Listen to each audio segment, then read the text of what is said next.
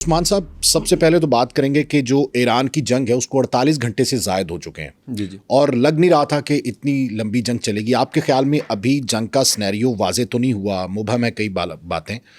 آپ کیا سمجھتے ہیں کہ جنگ ابھی اور چلے گی؟ کیا چاہ رہا ہے اس وقت امریکہ اور اسرائیل؟ جی جنگ سے متعلق جو مفروضے ہیں اور قیاس رائیاں ہیں وہ ہمیشہ غلط ثابت ہوتی ہیں. اگر آپ فرسٹ ورلڈ وار کو دیکھ لیں تو بھی ایک بندہ مرتا ہے، آرچ ڈیوک ہے، جی ٹھیک ہے، اور اس کے بعد 5 سال وہ وار چلتی ہے. سیکنڈ ورلڈ وار کا بھی پیٹرن ہمارے سامنے ہے، ہاں. اس میں ایٹم بم تک چلتے ہیں. تو میرے خیال میں ڈونلڈ ٹرمپ نے بڑی جلدی کی اس جنگ کے اندر جو ہے پاؤں رکھنے میں، کیونکہ جب ان کے خود کے سپہ سالار جو جنرل کین کہہ رہے تھے کہ جنگ کا and game, strategic and game کوئی نہیں ہے، اس کے باوجود وہ انٹر. اب تھوڑا سا جیسے اپنے کا 48 گھنٹے ہم زوم آؤٹ کرتے ہیں، ہفتے کا دن صبح روٹین کے اندر تہران کے اندر لوگ آ جا رہے ہیں، معمولات اپنے جاری ہیں اسی طریقے سے. بالکل ایسے 9:40 پہ جو آیت اللہ علی خامنائی ہیں ان کا کمپاؤنڈ وہ دھماکوں سے گونج اٹھتا ہے. پورا وہ تہران کا جو آپ سمجھیں ہارٹ آف تہران اسے کہتے ہیں، 30 وہاں کے اوپر بم گرتے ہیں. اچھا. اب اس میں کوئی شک نہیں ہے، اس میں آرٹیفیشل انٹیلیجنس کا استعمال کیا گیا. خبریں آ رہی ہیں اے آئی کلاڈ، کیونکہ اوپن اے آئی کے ساتھ معاہدے ہیں اور اس کے ساتھ بھی. اور اب ناظرین کے لیے انٹرسٹنگ بات کہ جو گروک ہے جو کہ ایلن مسک کا، اس نے پریڈکشن کی تھی ایکوریٹ کہ 28 تاریخ کو ہی جنگ ہوگی. ابھی یروشلم، ہاں جی، اس نے 3 دن پہلے اس چیز کی پریڈکشن دے دی تھی. اے آئی میں آپ کو بتا رہا ہوں نا، اے آئی، الیکٹرانک وارفیئر اور پھر جو انٹیلیجنس تھی زمین کے اوپر ہے. اچھا، یہ بہت ہی زیادہ مجھے لگتا ہے کہ افسوسناک صورتحال ہے کہ 7 مہینے بعد بھی اس لیول کا آپ کو انٹیلیجنس فیلئر نظر آتا ہے ایران کے اینڈ کے اوپر ہے. آپ دیکھیں اسماعیل ہانی آتے ہیں، مسعود پزشکیان کی تقریب رونمائی جو ساری صدارت تھی ان کی ہے اس کے اندر آتے ہیں، اور پھر اگلے دن ان کو مار دیا جاتا ہے. اور کس طریقے سے ٹارگیٹڈ سٹرائک کی جاتی ہے آپ کو یاد ہے. یہاں پہ بھی بالکل اس طرح سے تھا. جب آپ کو اچھی طریقے سے پتا تھا ملٹری کا بلڈ اپ ہو چکا ہوا ہے، ڈونلڈ ٹرمپ ٹرسٹ وردی نہیں، تو آپ اسی جگہ کے اوپر آیت اللہ کو لے کے بیٹھے ہوئے ہیں اور ان کے ساتھ جو ہے وہاں پہ میٹنگز کر رہے ہیں، جس کے بارے میں مجھے اور آپ کو بھی پتا ہو اگر ہم تہران میں رہتے ہوں. اور پھر اچھا ایک اور چیز اس کے اندر انٹرسٹنگ ہے، ہمیشہ جو اسٹرائک کی جاتی ہیں اس لیول کی وہ رات کے وقت کی جاتی ہیں. انہوں نے کیا کیا کہ جو تیل اویو کے اندر ان کے ہیڈ کوارٹرز ہیں، انہوں نے کہا ایرینین ادھر بھی ہماری جو کیا کہتے ہیں جاسوسی کر رہے ہیں، تو جو گاڑیاں ہیں وہ روٹین کی پارکنگ میں نہ لگائیں اور ایک امپریشن دیں کہ جو ایال ضمیر جو آرمی چیف ہیں وہ آج چھٹی پہ آئے نہیں ہیں، ویکینڈ ہے. اس طریقے سے انہوں نے ایک امپریشن کریٹ کیا. اور جو سی آئی اے کے وہاں کے اوپر لوگ تھے انٹیلیجنس کے، انہوں نے ٹپ جو ہے وہ فراہم کی انہیں کہ کہ یہاں کے اوپر اس وقت میٹنگ چل رہی ہے اور اس کے اندر کافی لیڈرشپ موجود ہے، اور اسی ٹائم کے اوپر 9:40 کے اوپر سٹرائک ہو جاتی ہے. یہاں پہ مسئلہ سب سے بڑا جو ہے وہ میں بتاؤں، زوم پہ میٹنگ کیوں نہیں کی گئی، جبکہ یہ چیز پہلے واضح ہو چکی ہوئی ہے. قطر میں جو سٹرائک ہوئی آپ کو اچھی طرح پتہ ہے، اس کے اندر جو کہ مذاکراتی ٹیم تھی حماس کی ہے، وہاں پہ بھی یہی صورتحال تھی. اس میں لوگ چند ایک موجود تھے، لیکن جو مین بندہ ہے ان کا جو بچ گیا تھا حملے میں، اگر آپ کو یاد ہو، اس کا بیٹا وہ زوم پہ تھا. تو کہنے کا مطلب ہے اس لیول کی لیڈرشپ جو ڈیسیژن میکنگ کا میکانزم سنبھالتی ہے، اس کو ایک روف کے نیچے کیوں بٹھایا گیا؟ بالکل صحیح. ایک تو آیت اللہ کی وہاں پہ موجودگی کی سمجھ سے بالا تر ہے، اور دوسری چیز یہ ہے کہ اتنی لیڈرشپ دیکھیں. وار جو ہے وہ طارق صاحب سائیکولوجیکل وار اور اعصابی جنگ، یہ دونوں ٹرمیں آپ نے سنی ہوں گی، یہ سب سے زیادہ جو ہے امپریشن کریٹ کرتی ہیں وار زون کے اندر ہے. اس میں کوئی شک نہیں، سائیکولوجیکلی ایرانین مضبوط ہیں. ہم نے جو فوٹیج دیکھی اس میں روڈ پہ لوگ اسی طریقے سے آ جا رہے تھے، اور حملہ کرنے والے جو ہیں وہ بیرکوں کے اندر اور وہ شیلٹرز کے اندر اپنے لوگوں کو گھسا کے جس طریقے سے خوف کی فضا تھی ہے. تو مجھے لگتا ہے اٹر انٹیلیجنس فیلئر ہے. بلکہ ویسٹرن پریس رپورٹ کر رہا ہے، particularly Los Angeles time, New York Times, کہ حملہ کرنے کے بعد آیت اللہ کی جو تصویر ہے ان کی شہادت کی، وہ باقاعدہ سی آئی اے نے لی اور اس کے بعد ڈونلڈ ٹرمپ کو بھیجے گی مارا لاگو شکاگو اور تل اویو کے اندر بھیجی گئی.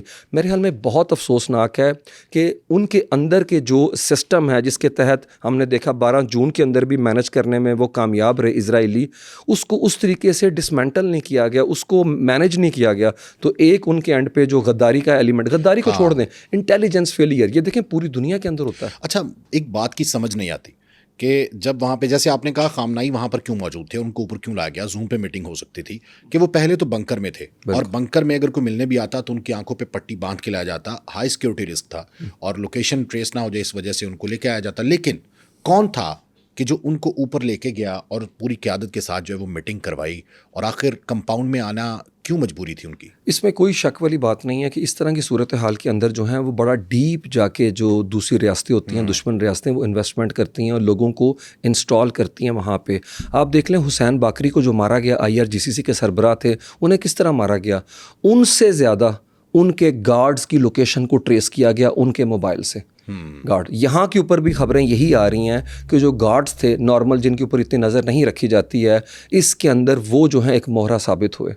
لیکن میرے خیال میں جس طرح میں نے آپ کو کہا, جب آپ کمپاؤنڈ کے اندر ہیں, نو میٹر کہ آپ بنکر کی کتنے لیئر میں ہیں, اوپر سے میزلز آ رہے ہیں اور پھر جس طریقے کا ہائی ویلیو ٹارگٹ ہے وہاں پہ 30 میزل انہوں نے ایک جگہ کے اوپر مار کے 9:45 تک معاملات فلیٹ کر دیے تھے. اور اس چیز کو بچانے کے لیے کیونکہ ایک امپریشن کریٹ ہونا تھا, پینک ہے, تو اس کو روکا انہوں نے عباس سراغچی نے کہ میری انفارمیشن کے مطابق وہ موجود ہیں. آپ کہہ لیں کہ ایک طرح سے حوصلہ افزا بات یہ تھی کہ انہوں نے صدارتی کمپلیکس کو بھی اٹیک کیا, لیکن مسعود پزشکیان وہاں پہ نہیں تھے.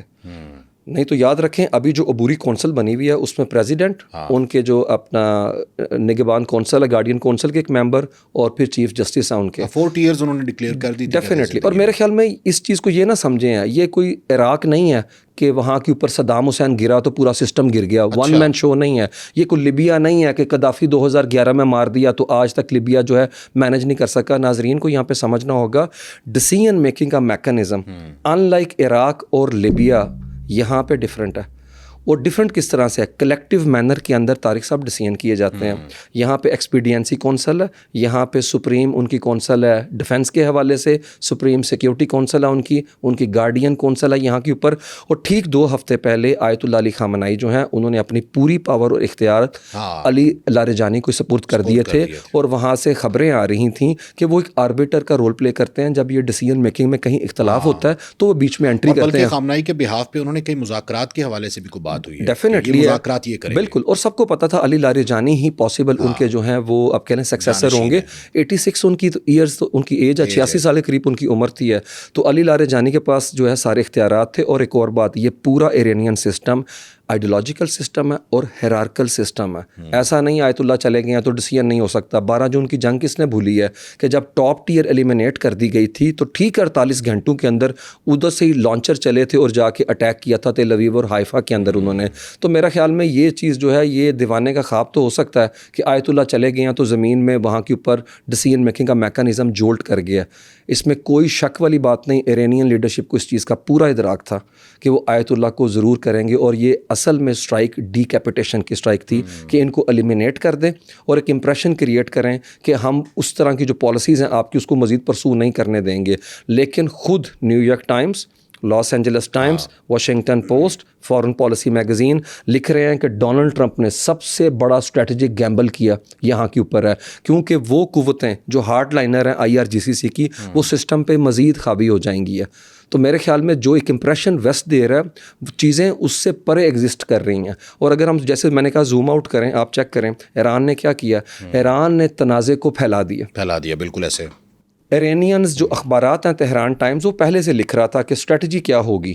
اگر اسٹرائک لانچ ہوتی ہے تو صرف تل اویو کو انگیج نہیں کیا جائے گا جس طرح 12 جون کو کیا گیا.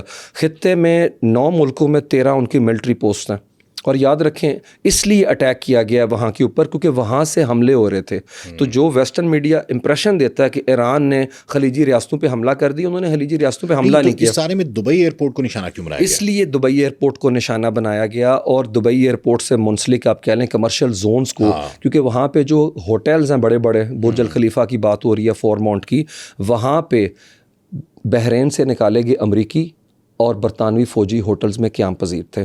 اس لیے ان کو ٹارگٹ کیا گیا وہاں پہ. اور دوسرا میں نے آپ کو کہا وہ کیوس کو خلیجی ریاستوں کے اندر ڈیپ تک لے کے جانا چاہتے ہیں کیونکہ یہی ایئرپورٹس ہیں جو کہ ٹورسٹ لے کے آتے ہیں, وہاں سے آمد و رفت ہوتی ہے. کارگو آپریشن انہوں نے معطل کروا دی, بندرگاہوں کو ٹارگٹ کیا اور کمرشل ایریا کو انہوں نے ٹارگٹ کر کے بتایا کہ جو امپریشن ہے کہ دبئی ایک سیف زون ہے اور سیٹلڈ سٹیز ہیں اور یہاں پہ انویسٹمنٹ کی جا سکتی ہے, اس کے کوئی اثار نہیں. آپ دیکھیں ریٹلڈ کر دی, ہلا کے رکھ دیا پورے کا پورا. تو خلیجی ممالک کو ہلایا کیوں, یا اس پہ کتنا اثر انداز ہوا ایران ان کے اوپر؟ میرے خیال میں جیسے کہتے ہیں آل اپنا گنز بلیزنگ آل آؤٹ وار چھیڑ دیا ایران نے ان کے اوپر, اور اس کی بڑی وجہ یہ خلیجی ریاستیں خود ہیں. ان خلیجی ریاستوں کو ٹھیک پچھلے ہفتے جو ہے بتایا گیا تھا عباس اراغچی کی طرف سے کہ آپ اپنی ملٹری بیسز, ان کی تو نہیں, جو امریکہ کی انسٹالیشنز ہیں اس کو ہمارے خلاف استعمال نہ ہونے دیں. اب یہ امریکہ کا کام تھا کہ اگر وہ وہاں سے اسٹرائک لانچ کر رہے تھے تو پھر اس کے بعد انٹرسیپٹرز اور بیٹریز لگاتے, دفاع بھی کرتے, دفاع بھی ان کا اس طریقے سے کرتے. اور ایسا نہیں ہے, خلیجی ریاستیں چاہتی تھی جنگ نہ ہو کیونکہ انہیں پتا تھا کہ یہ ہیٹ ہمارے دروازے تک آ جائے گی. جو قطر کے اندر اٹیک سب کو یاد ہے, مذاکرات ہو رہے تھے, تو میرے خیال میں ان کی سوورینٹی بریچ نہیں ہوئی کیونکہ ان کا کام تھا کہ اپنی سوورینٹی کے لیے امریکہ کو پش کرتے کہ یہاں سے اٹیکس نہ لانچ کیے